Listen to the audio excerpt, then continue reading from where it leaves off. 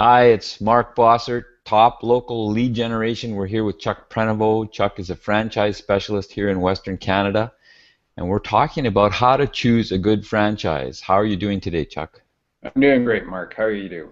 I'm good. Good. So, I guess franchises is all about systems. So, how does Correct. the franchisor actually qualify people and help you select the right franchise? You're right. The franchising in its essence is systems and processes. That's what makes them successful over somebody trying to start a business from, let's say, from scratch, which I've done in the past, and it takes time to do that.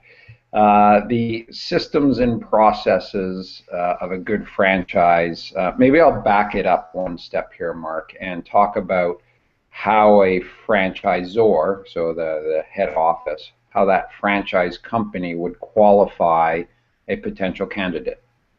And again, it's all about the systems and the processes. So they have a usually 4 or 5, possibly 6 step process on educating you as a potential person looking to buy that business. So they'll go through those 5 or 6 calls, and they'll tell you all about their business and why they're better than the competition, and here's how we do, A, B, C, D.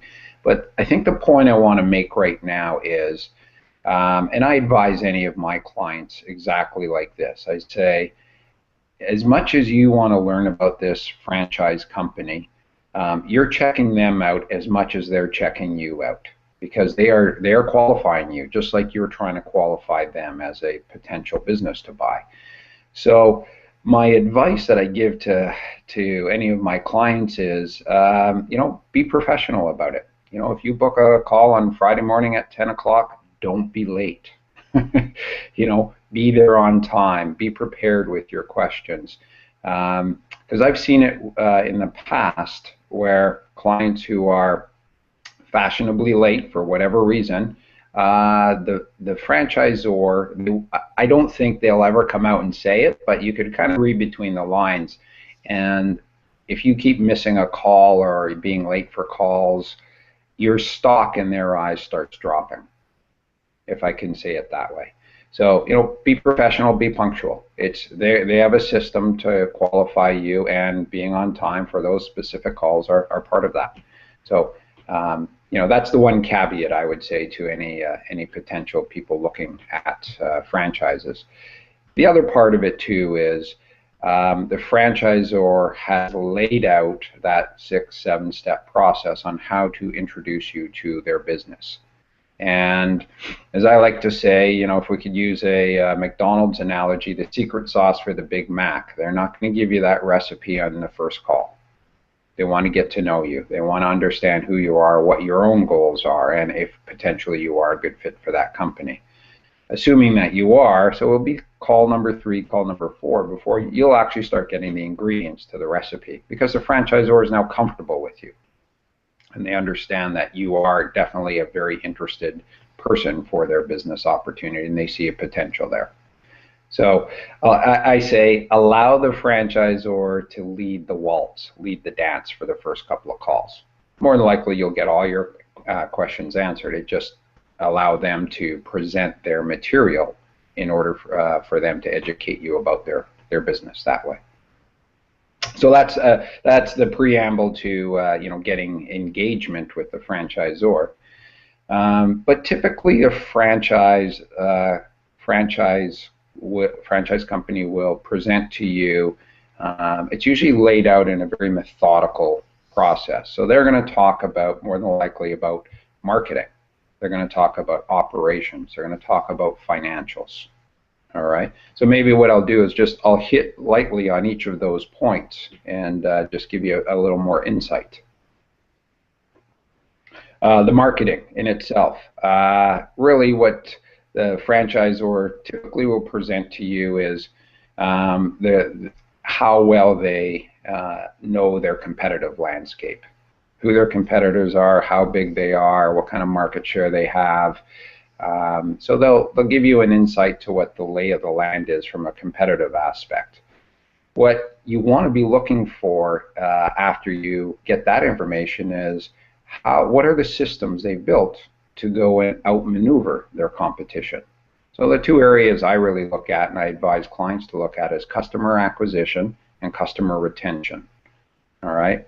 So who their target market is, how they engage, how do they go and get them? In other words, market to those customers and attract the customers. And oftentimes you'll see on the customer acquisition side, franchisors will actually say we have a set marketing spend in year one. And it's not uncommon to see, $2,000, $3,000, $4,000 a month being spent on marketing, customer acquisition.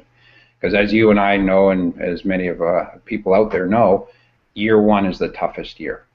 And it's usually that's when the roadmap that the franchisor tables is put to the best use. Because they're going to tell you, here's what we need to do to be successful. Because they've done it 1,000 times, before. So they're giving you that roadmap that way. And I want to give an example. I had a client recently that came to me and was not strong in sales. And we spent a lot of time talking about sales and the person's ability. This person actually said, hey, Chuck, I'm a bit of an introvert. I'm not good with going and cold calling or, necessarily networking in a new group. So what this person was looking for was a customer acquisition or a marketing plan that was really driven by the head office. So in other words, they made the calls into the local market and made the appointments on behalf of that person. That person would go to the appointment, and it's gone from a cold call now to a warm introduction. And there's a higher probability of closing that business. So that was, there's one example of a client who really wanted to find something very specific in the sales process that will leverage their skill set. So there's an example that way. The other part I really look for in the customer acquisition is the post-sale. So how does the franchise, what system do they have in place for the franchisee to engage with the customer after they made the sale? And sometimes it's as simple as a call up and say, hey, this is Chuck from so-and-so franchise. Thank you for buying our product or service. Is everything satisfied? It could be as simple as that. But as you and I know, that goes a long, long way to, keeping those customers. And that's customer retention. And then on the customer retention side, very quickly, quality control, how you deliver your product or your service, customer communication after the sale, so building trust, keeping that customer long term. And really your goal here is to just really understand what the customer satisfaction systems are in place that the franchisor has in order to keep that customer long term. So that's the marketing. That's one aspect. The next aspect I typically like to talk about is operations. First one, I ran my own business. I had a staff of 15 in the past. HR, it is a big animal. Some people are good at it. Some people, not so good at it. But HR, what does the franchisor bring to the table in the way of attracting the right staff, keeping them, career development internally for those staff? So, you look for those aspects on, internally, the human resource side. Then let's say if it is a business that needs external real estate, so you have to go and acquire real estate rather than a home-based office. What's the support level that the franchise company provides? So it could be doing architectural designs, could be engaging with commercial real estate agents to find the location, the build-out process. Some franchisors will even have internal teams that once they find real estate, that team takes over and does the entire negotiation and build out for you as the franchisee. So what level do you want to see that way? So there's the ramping up to that point to opening your doors. And of course, equipment, specialized equipment. What do you need? When do you need to get it? Do you get the best pricing in the industry?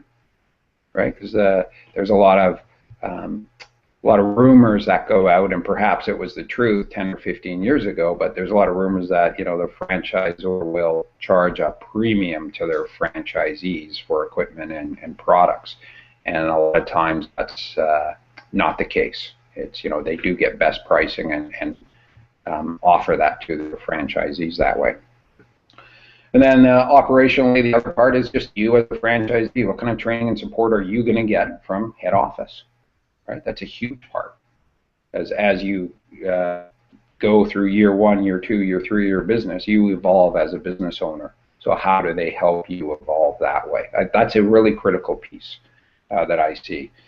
And really what you want to see overall is what you want to hear in these phone calls when you're getting introduced with a franchise company is you want to hear a very methodical approach that they have taken or they've developed that takes you from point A, I'm ready to buy this business, to point, X, Y, Z or Z for American friends, open the doors 3-5 years down the road. What does that entire roadmap look like? So that's what you want to hear in these engagement calls or these education calls with the franchisor. All right.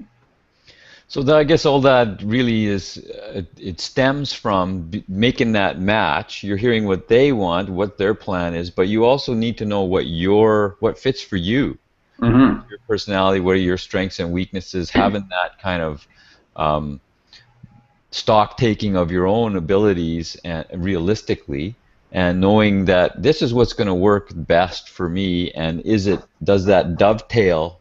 Do we do the nanu kind of hookup with the proper franchise that will support me in the areas that I'm not strong in, but will also let me loose to do my best job on the things I am strong in? Am I? Absolutely. And it is a critical piece of what I do with FranNet and frankly, what I enjoy the best. And, I think I mentioned this in our hangout. I enjoy helping people figuring out their strong suits and their weak suits and introducing them to those business opportunities that they're going to become the most successful at. Because that's where I get my fulfillment, my satisfaction, my giggles at the end of the day. Because, I'm an entrepreneur through and through, and I love helping other entrepreneurs find that, that niche, find their groove, and just become successful operators of a business. Awesome. Thanks a lot, Chuck. So I guess we've opened the can of worms. We're going to dig into this a lot further about how to choose a good franchise. What are all the steps in further conversations. We've been talking with Chuck Prenevost. He's a franchise specialist here in Western Canada. You can reach him at 1-604-849-0278 to get started on your journey to being a very successful business owner. Thanks a lot, Chuck. Thanks very much, Mark. All right, bye. Bye-bye.